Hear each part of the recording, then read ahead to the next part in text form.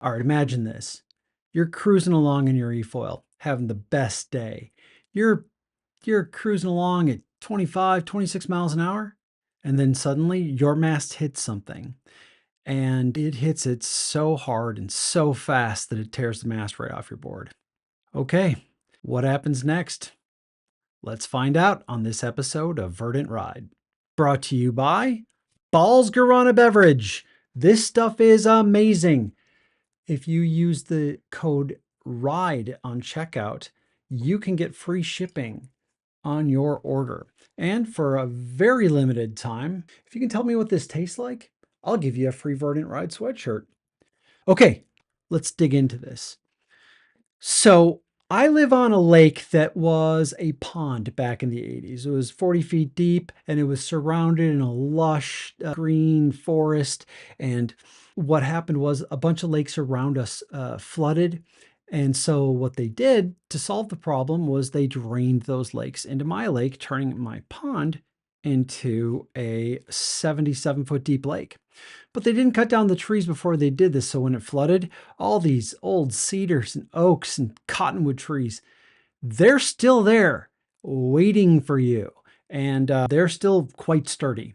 They, even in all these years, they have not rotted and uprooted. So they're right under the surface. And frankly, ever since I moved on this lake, I knew about them.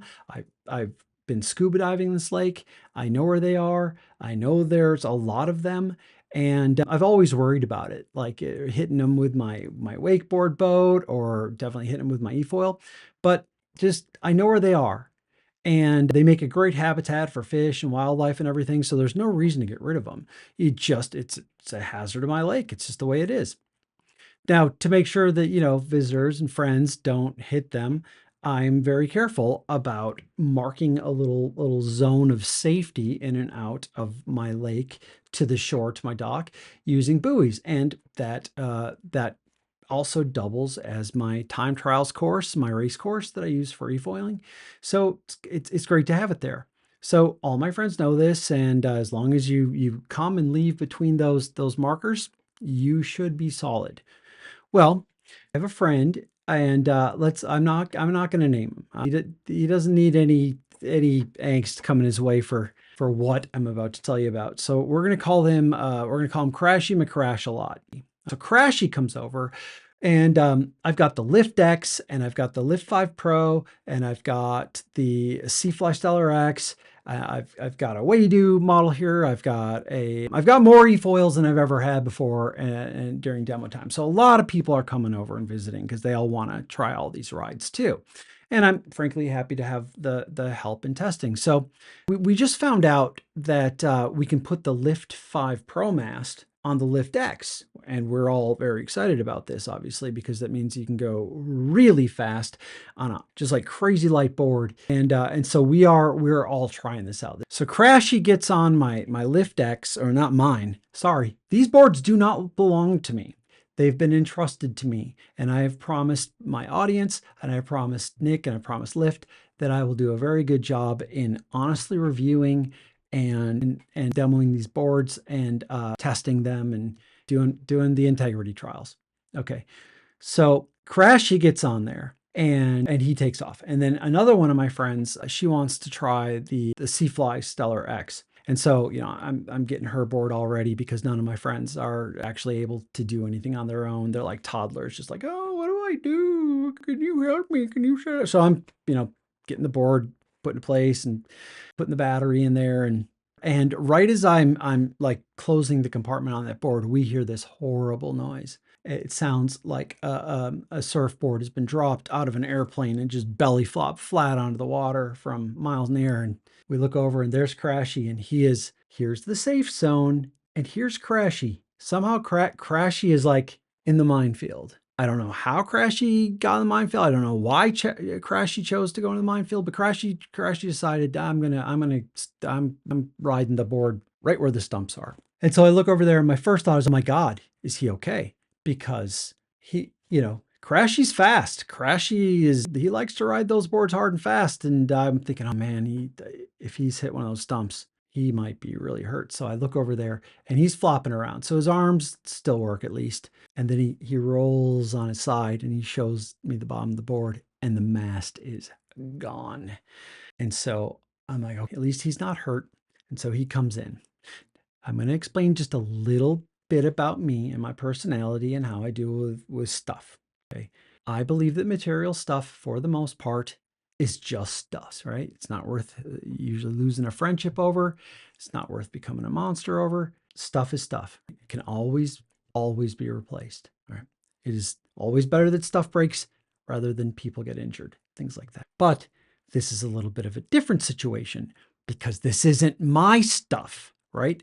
This is Nick's stuff. This is Lift's stuff. And another thing is I've made promises, big promises. I promised my audience I was going to do the integrity trials. I promised Nick that I would do a good job. I promised Lift I would do. I made some promises, and at this very moment, I do start to get this sense that I have cashed some checks that perhaps my body can't cash, and that my integrity is going to pay the price for this. And so he brings it in. The mast is gone. That ain't good. This is really bad because I have not finished testing these boards yet. And so now I'm out the Lift 5 Pro mast, and the bottom of the Lift X, it's missing a piece. It's missing this critical mounting plate. So I can't test either of these boards. And at this moment, and Crashy is very apologetic, and he is promising me he will do whatever it takes to make this right. Okay.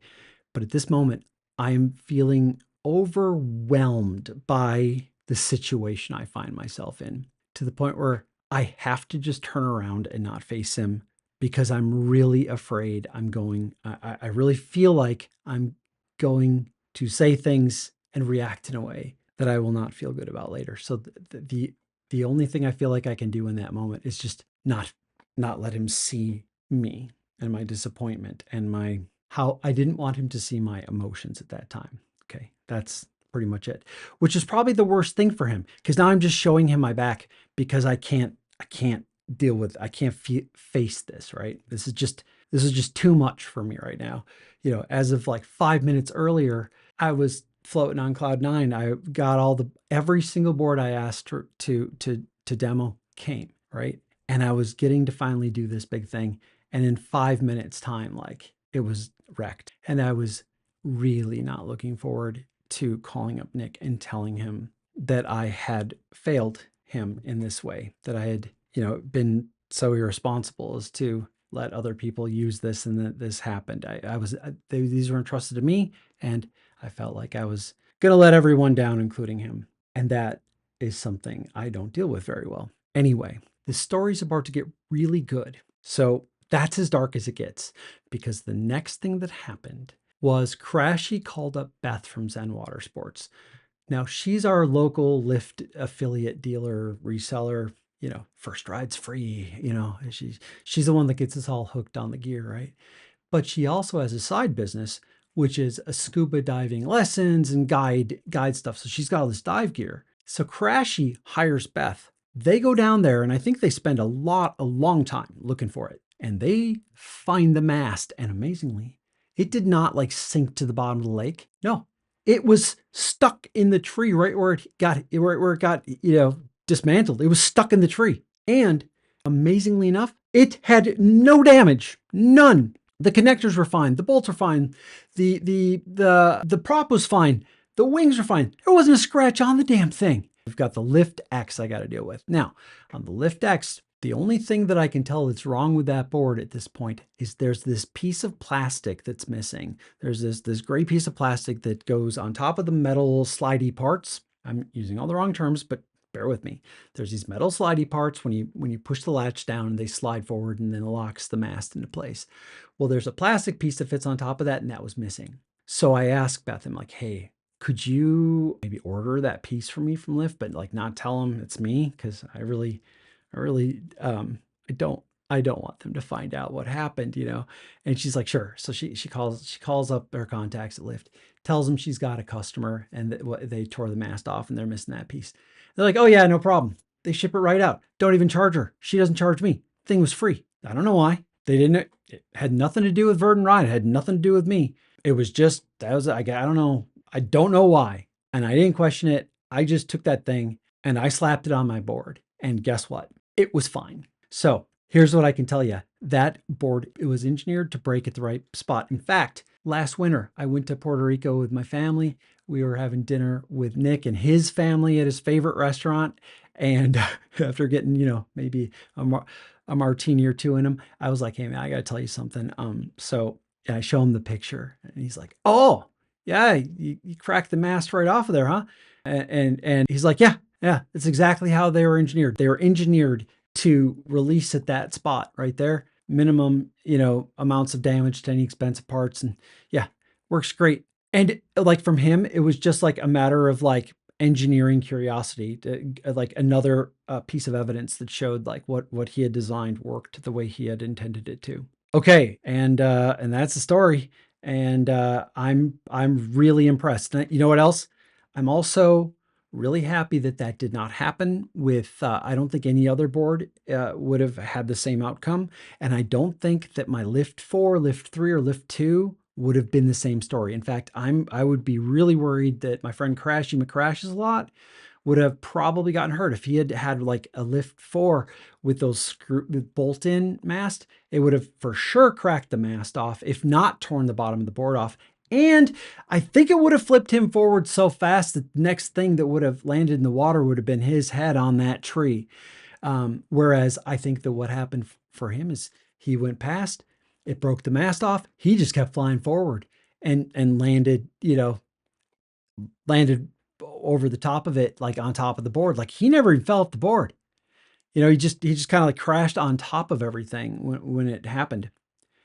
So I feel very lucky that my friend wasn't hurt. I feel very, very fortunate that there was nothing catastrophically broken and that it wasn't a big expensive ordeal. Like these boards still work great. Subscribe, like, and do all that other stuff, because where else are you going to learn about what happens when you do something really stupid except for the Verdant Ride show?